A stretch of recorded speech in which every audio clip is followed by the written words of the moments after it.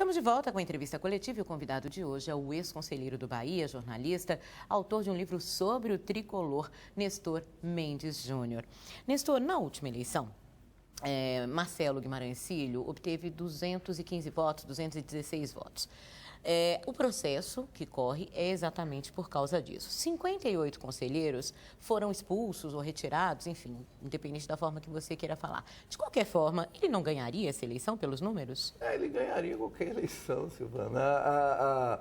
Os conselheiros foram escolhidos por ele para votar nele. Esse que é o X da questão. Ele ganharia qualquer eleição. Se Barack Obama se candidatasse a presidente do Bahia, ele ia perder a eleição. Se Lula, que é o grande puxador de votos no Brasil ainda, perderia a eleição, não teria um nome. Aécio Neves, candidato do PSDB, perderia a eleição no Bahia. O colégio eleitoral, do modo como foi construído, é para você manter quem está aí no poder. Essa é a lógica deles, né? Você não tem...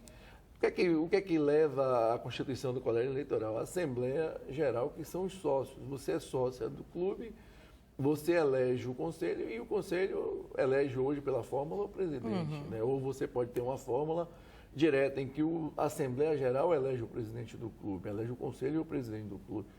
Mas do jeito que é feito, não tem chance de qualquer candidato ganhar a eleição. Agora, o interventor Carlos Hatz disse que acredita na possibilidade de uma eleição em 30 dias. Ele disse que antes disso vai fazer uma Assembleia Geral, vai se avaliar o estatuto, se mantém o que está em vigor ou de antes ali de 2011.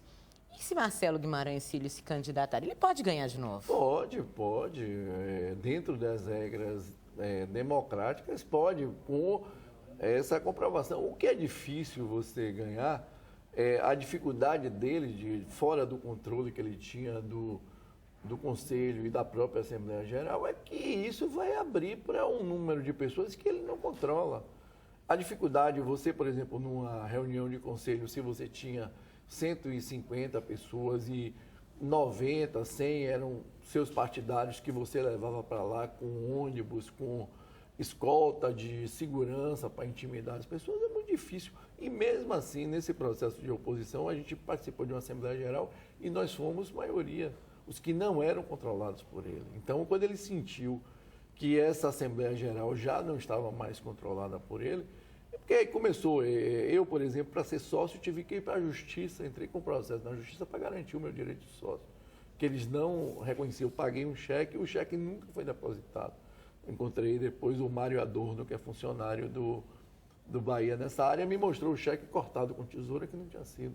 Para você justamente não ter. Mas aí eu consegui furar, outras pessoas conseguiram furar. Hoje, no quadro real de sócios, você já tem um número que não é mais controlado por ele. Segundo o interventor, a listagem que chegou até a ele, a primeira listagem, são 538 sócios pagantes e 1.800 sócios remidos. Vamos a uma pergunta do repórter Lucas Mascarenhas. O interventor Carlos Hatz, na primeira fala dele no Bahia, disse que Marcelo Guimarães Filho poderia concorrer às eleições que acontecessem depois da intervenção. O que vocês da oposição acham disso? Vocês têm alguma estratégia para tentar impugnar a candidatura dele ou vão bater chapa e arriscar uma nova derrota nas urnas? Olha, a questão da derrota não está implícita. A questão que você tem que ter é a legalidade do processo, Lucas. O processo de eleição do Bahia é um processo viciado porque é ilegal. Se Marcelo Guimarães tiver o voto dessas pessoas que efetivamente são sócios do Bahia, você não pode fazer nada. O que a Assembleia Geral vai fazer, e ela tem poder para isso, ela é a instância máxima do clube, é mudar estatuto, inclusive eleger o conselho através de chapas, proporcionalmente, essa coisa toda.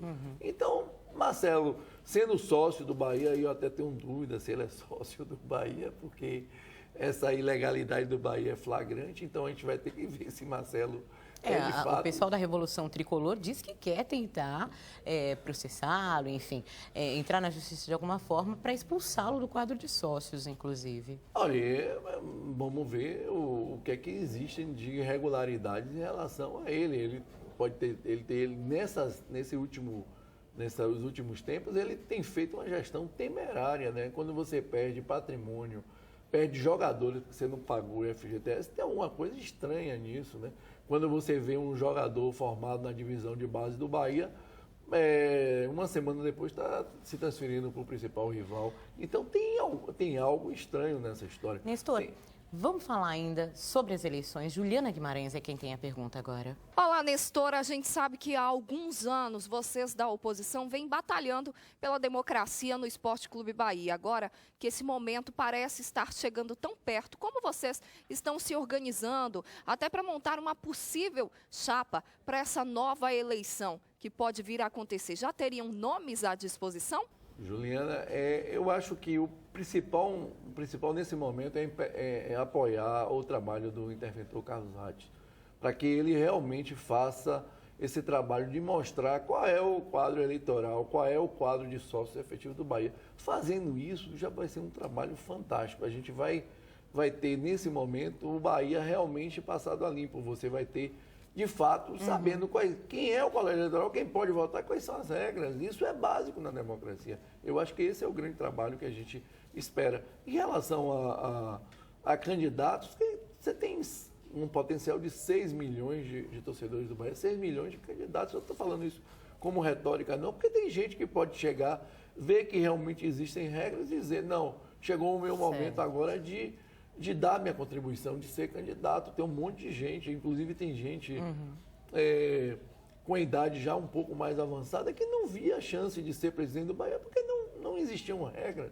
A partir do momento que você tem regras, você pode se lançar, se for sócio, tem sócios que estão anos, que mantêm ali, que são fiéis na sua pagamento de sua mensalidade. E esses podem ser sócios. Não estou falando de forma demagógica, não, estou falando de forma concreta. Já o futuro do Bahia e a possibilidade de renovação do clube. O Entrevista Coletiva volta em instantes.